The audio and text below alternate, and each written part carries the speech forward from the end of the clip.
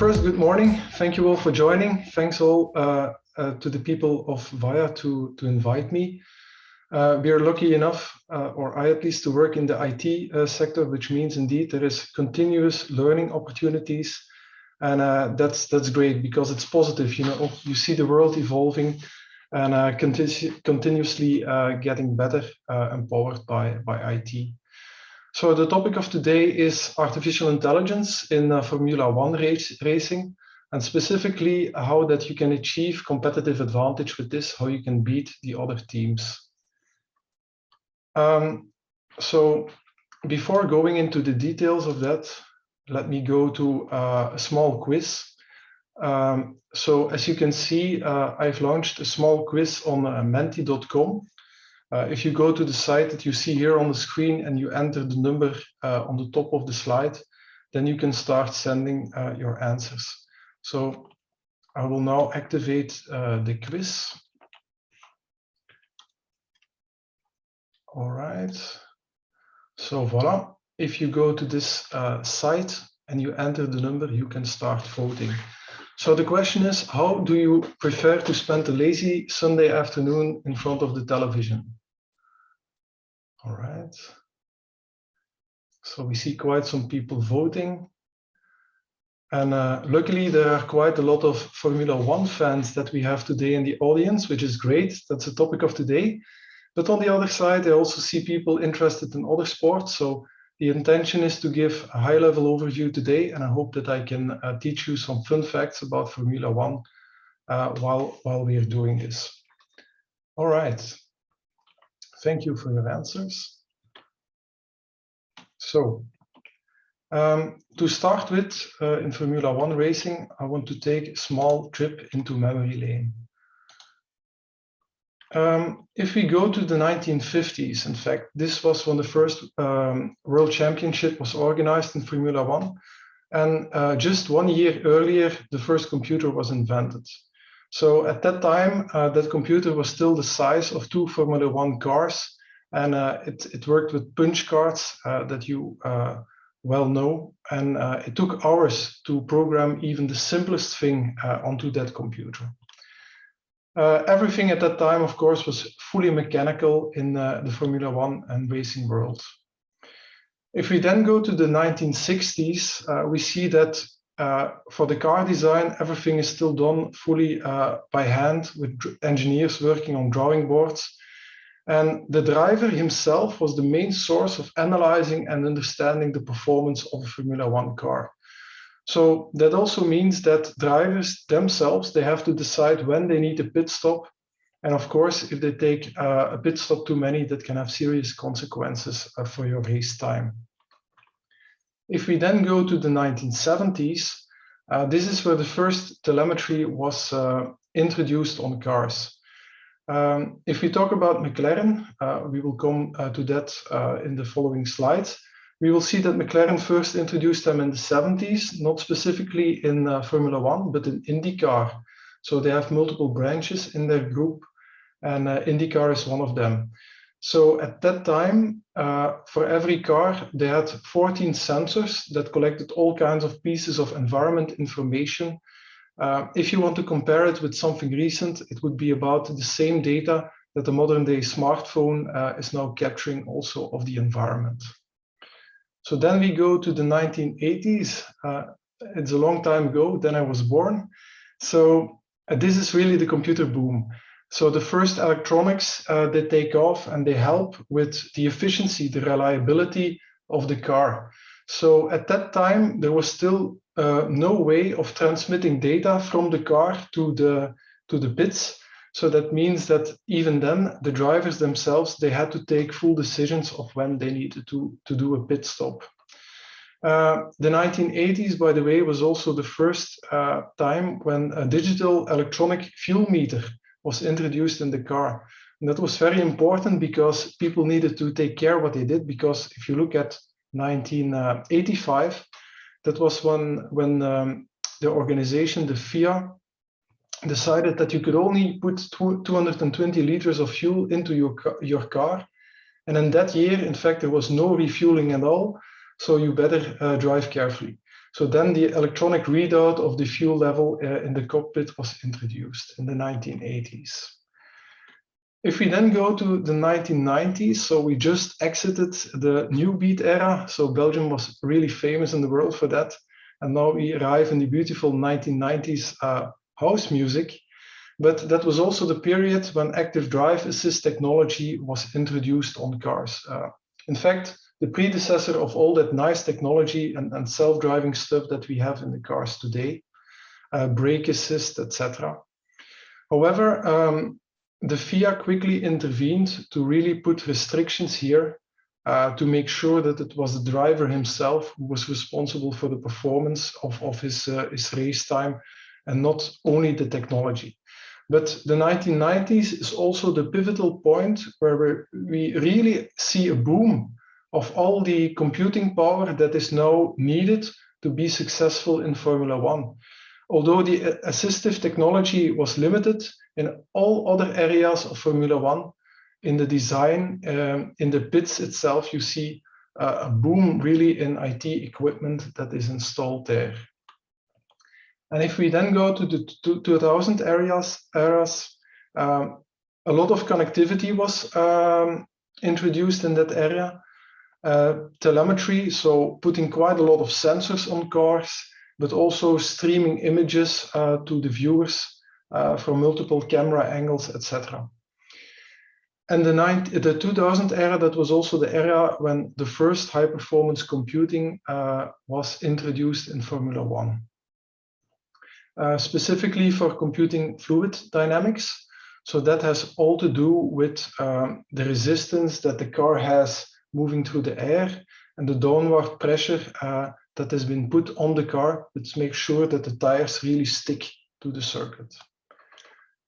All right, so why am I talking about Formula One and McLaren? So since last week, Dell Technologies and McLaren, they renewed their partnership. So we're a quite large sponsor of McLaren, but it goes further than just sponsorship. We're really partnering with McLaren.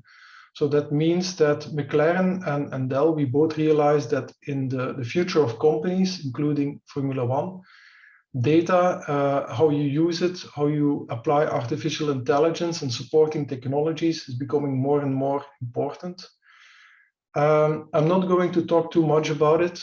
To the right side of the slide, you see 5 key areas, of which AI is a central one in which Dell Technology invests. But in all digital business models, all key areas are important. So if you talk about Formula One, there is huge computing capacity needed for high-performance computing or for training artificial intelligence models. Nowadays, we can do that in the cloud. The car itself is like an edge device. So that means that there's a computer in the car that is put into real life, that is gathering continuous data. That data that is generated, that needs to be acted upon instantaneously and give feedback to the cockpit, to the driver in the car, or send over to the data center or cloud to be analyzed later on.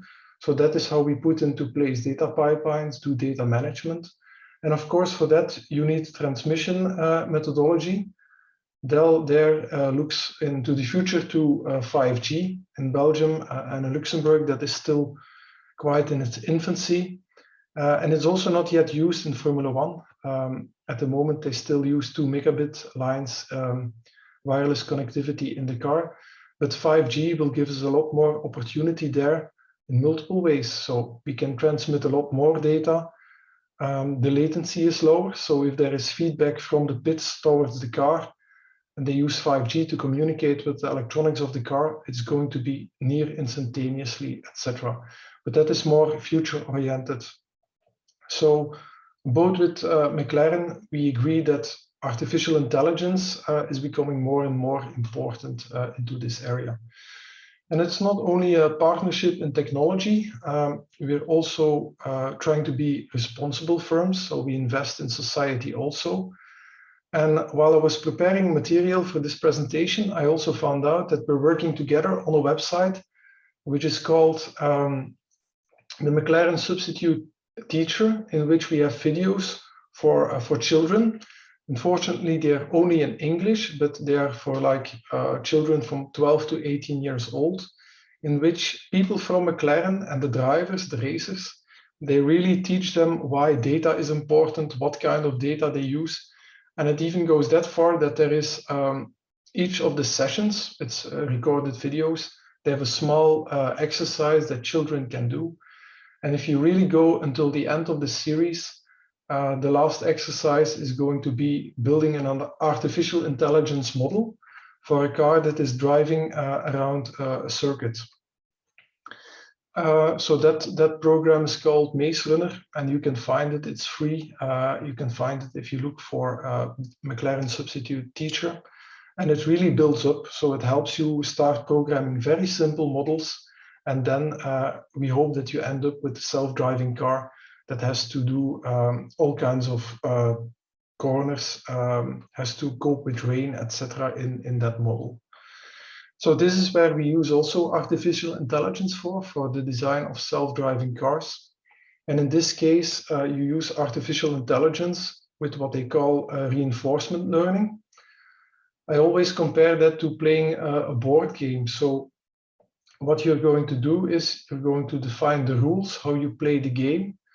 If you're playing a board game, your pawn is at a certain location of that board game, and then you can take certain actions going into the future. So reinforcement learning is about the same. So we ask a computer to play a game 1,000,000 times, and then we give good points and bad points. And in the end, the result of a game will be the addition of all the points for all the decisions that you make during the game. So if the computer plays the game more and more often, he will start learning and tuning the parameters, how he will play the game, and optimize, in fact, the decisions he needs to take to come to the best end result. And that's how reinforcement learning works. So you can learn that here together with your kids in the McLaren substitute teacher environment.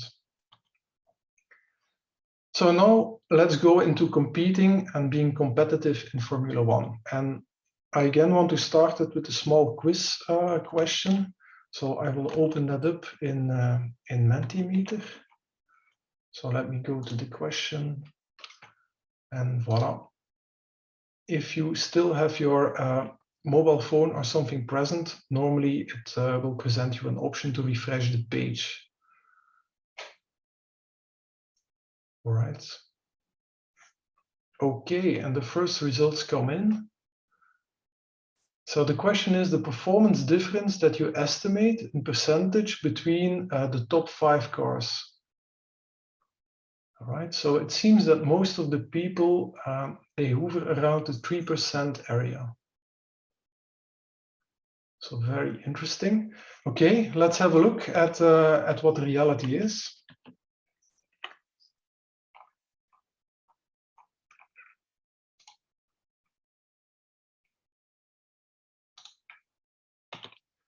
And in fact, it is only 0.15% that there is a performance difference in the cars in any top 5 in a Formula One race.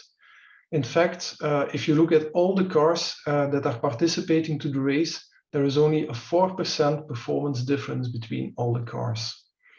And that, of course, that makes that it's a very competitive environment, because the slightest change in milliseconds even that you make to the design of the car can have an impact on the race that you're driving. All right, now that we're at it, I have a final question for you to vote on. And that's this one. So if you consider a car during the racing season, how much do you think that the car itself changes in number of components that are changed during one racing season of a year? All right. Okay. Almost 50% of the people go for 80%. And in fact, that's a great answer, as you will see. So in reality, we see that 80% of the car is changed during one racing season. That car that is consisting of 75,000 parts, so that means that almost every 7 minutes there is a design change that is going to be introduced into the system. So if you look specifically to McLaren, in fact, they always build 4 cars. So they have 2 for racing, 1 as a backup, and 1 fully for crash tests. So if we look at the high-performance computing environments, so big bunches of computers that can do number crunching that were introduced in the 90s, specifically for driver safety, there is what we call finite element analysis. And that is in fact seeing how materials, what is the best material to build the components of your car, how that it responds to vibration, etc. And this is crucial that you do simulations of this on high-performance computing also for the driver safety. On the other side, and that's the most important thing that McLaren does with high-performance computing, that's everything considering fluid dynamics. So there are two kinds of fluid dynamic forces that work on a Formula One car. So first you have the downward force. So if the aerodynamics, if the air goes over the wing of a Formula One car, on the top it goes slower than at the bottom. And this creates, it's the opposite as an aircraft wing. So it is going to push the car down onto the road. And this is going to help taking road turns at quite high speed, so at 300 kilometers an hour. So if you look at it, the car itself, a modern day Formula One car that weighs 800 kilos, and at a speed of 300 kilometers an hour, the downward force is, and it's easy to remember, it's 30,000, so it's 300 kilometers, 30,000 newtons. And if you want to have a practical idea of that, that's a downward push of 3 tons that is going on onto the Formula One car that only weighs 800 kilos. So yes, for the people who are interested in science, that really means that in theory, if there would be a tunnel at a speed of 300 kilometers an hour, the car could drive upside down in the tunnel. But I said in theory because that's, of course, really not practical, because then also the fluids in the car, they go down, and that makes sure that the engine doesn't get any more fuel and the engine would shut down. So in theory, you can drive upside down in a Formula One, just not in practice. So the other force that you want to model in fluid dynamics with high performance computing is the drag. And that is the resistance that the car has traveling on the circuit, and you want to minimize that. If you just want to imagine that, it's very easy. Imagine there is a parachute behind the car that generates an enormous amount of drag, which is not good for the racing performance at all.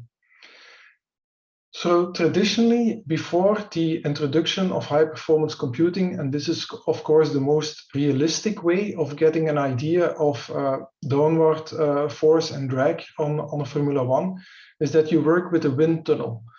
And if you work with such a wind tunnel, you will have to build a scale model of the car and then simulate what the effect is. Now, only 50% of the energy of that wind tunnel is really of the time that you spent in the wind tunnel is really for that simulation. All the rest is building the model, setting it up, etc. It's very costly. It takes more than 10 million a year for a Formula One team. One day is 10,000 kilowatts of electricity, so very inefficient. So the FIA has made new rules in which wind tunnel usage is to be cut. So it's fully being replaced in practice by high performance computing and fluid dynamics. Now, that is not artificial intelligence, and that is the topic of today. So an HPC run is working with digital twins, and it still takes about a day to really complete the correct and the exact calculation of the forces on the car. So the mathematical model is very well known, but it takes quite a lot of power and time to compute that. And that's why artificial intelligence comes into play. So together with a couple of universities, we wrote a small paper on how car manufacturers and Formula One can really use artificial intelligence and build a model with supervised learning, in fact, which is going to give you a quick estimation of the effect of a design change onto your car. So I'm not going to go into the model fully today, but I promise that I will send you over the links and even a video of Carnegie Mellon in which they explain the model to you, so you can have a look at it. But the real thing is, of course, Formula One has rules on both wind tunnel uses, but also on budget, etc. So whereas fluid dynamics in HPC or wind tunnels are going to give you an exact result based on a change that you make to a car, it still takes a lot of time. So you really want to have a good guess in the beginning, what is the correct change to make? And that is in fact what we can do within minutes with that artificial intelligence model, which is based on the simulation data. So you get a much quicker idea of what you can do to optimize, and then you can run a HPC run, and then you can put it finally in the wind tunnel if you want. So this allows McLaren to make much more changes and test them with the artificial intelligence model. I'm not going to spend time on this, but a lot of components change all the time. Like if you look at 4, McLaren changed from a Renault to a Mercedes engine. That means other dimensions, other cooling, etc. And all these things need to be calculated. And then looking at data generation, nowadays Formula One has more than 300 sensors. So that means 100,000 data points per second. And all those data points, they are used in artificial intelligence because with them, they create digital twins. So just like wind tunnels, you use a model to test something at a scale. With a digital twin, you can in fact use artificial intelligence and do extra calculations that can help you. Some of the things that they do with the digital twins that they built at McLaren is for strategic decision making. So for instance, they will collect all kinds of weather data. They collect it from multiple sources, so they're not a weather company, but if all the multiple sources in their model, their AI model that calculates what is the most likely result, if there is a lot of correlation, they know that this is a good estimation of what the weather will be. And of course, this is a chaos problem, so the closer you get to the effective race, the more accurate the result also will be. But this is fully going to change the strategy that you want to follow on your tires to make sure that you have the right tires for the weather conditions. At the other side, what they also do with digital twins is they have a sort of racing simulator in the headquarters of McLaren. And that means that if they want to introduce a new kind of car or new components within the car, in this racing simulator, they can really put the drivers, Lando Norris, in that simulator and give him a feeling of what that new design would look like and give as a result. And that's because the digital twin of the car with the new components, it's fed with all the historical data of all the races and the circuits that they have. So they can really simulate what it would feel like to drive this new type of car. And then going into the future, nowadays there are already artificial intelligence models of Lando Norris, David Ricciardo, etc., that you can race against in games. But also there you see that artificial intelligence is a lot more than in the past applied to really make advanced competition in all kinds of gaming. Now, it's not Formula One, but Dota 2, for instance, using quite a lot of OpenAI is spectacular in that. And of course, maybe one day there will come a model, an AI, that is quite a lot more performant than human drivings. So we will see drivers, we will see what an impact that has on Formula One itself going into the future. Now, as I want to be conscious of your time, this is probably during a lunch break, so I will wrap it up with the last slide before we open to questions. So at Dell Technologies, we're really an infrastructure firm. We're known very well for our laptops, but maybe also for our servers or storage. But besides that, we also have quite a lot of data scientists. We have 1,800 in the world. So we have 35 data science teams. And until now, we have already accomplished about 450 projects in the data science era, of which simulating with the neural network, the performance, the fluid dynamics, around the car is only one of them. So with that said, I would like to wrap up, but also invite you to our forum. That's our yearly event. And the reason why it could be interesting to subscribe, I'll put a link in the email at the end, is that Chris Hicks, the CIO of McLaren, is joining us and talking about in more detail why it's very important to work with AI, with data and technology in Formula One. So that's it for me. Back to you, Stefan.